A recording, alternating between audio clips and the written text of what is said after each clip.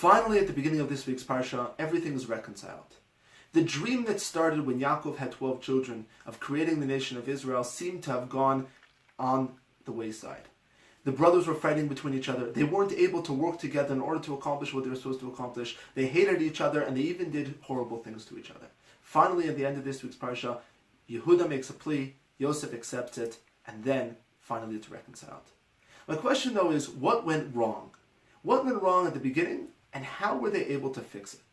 It's clear that the Torah parallels Yosef and Yehuda. It seems to be that Yosef has one issue that he has to reconcile, and Yehuda has another issue that he has to reconcile. And Yehuda being the one who represents the brothers. They are parallel because we show Yehuda's story about how he deals with Tamar, and we show Yosef's story about how he grows to the progression through Mitzrayim. Let's start from the beginning. What was Yosef's issue? Yosef was an individual who saw himself as special. He saw himself as a leader. However, that leadership came to the point where he was only able to see the negative in others. He saw his own prestige, his own ability to help others as something to bring himself up and devalue those around him. And that's why the Torah tells us that he did two things. Number one, he told his dreams over in the famous way. And the other thing that he did was that he would bring dibatam hara al avihem. He would go and tell the negative things to his father. Now this, from Yosef's perspective, was his way of helping others. He's the one who has the leadership. He's the one who has the special skills. Therefore, he has to see how he can help others. However, in helping others, he wasn't able to see their value. The next one was Yehuda. Now, the brothers have two statements at the beginning of the story. They only say two things. They're actually one of the only places in the Torah that you find sarcasm. The first thing they say is, Hamashol timshol banu. After hearing the dreams, they turn to Yov and says, oh, you think you can be king? They weren't taking it seriously. They came and looked at him cynically like, oh, you don't know what you're doing. You can't be king. That's not possible. And they ridiculed him.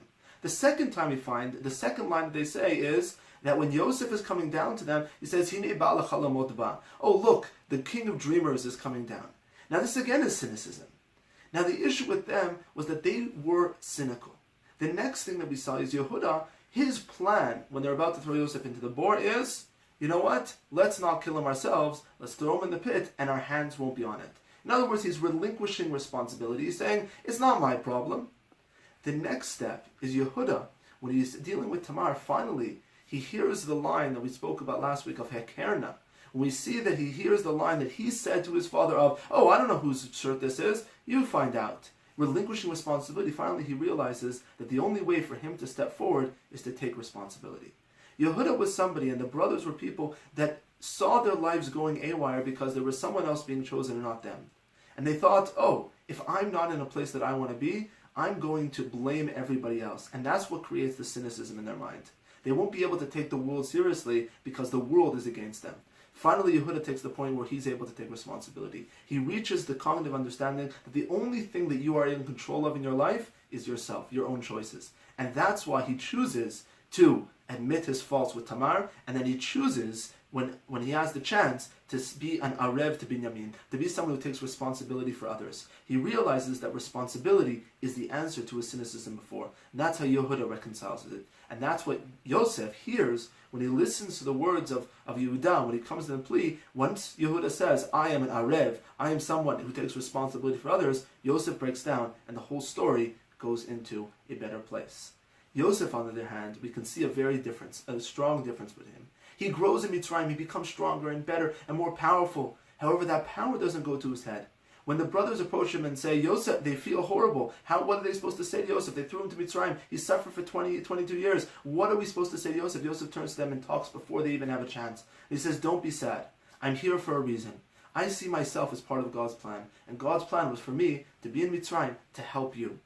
Yosef changes his understanding of being special from something that values himself alone as seeing himself as part of God's plan, seeing himself as a tool within God's world, and being a creation of God that allowed him to see himself as having a tafkid, having a purpose, but on the other hand, being able to see others of having value as well. And his job in this world is to be there for something else, for God and for those around him. So we have the negativity of Yosef and the cynicism of Yehuda that throughout their lives and throughout the story are able to be reconciled because Yehuda takes responsibility and Yosef sees himself as special in giving to others and not just to himself. Shabbat Shalom.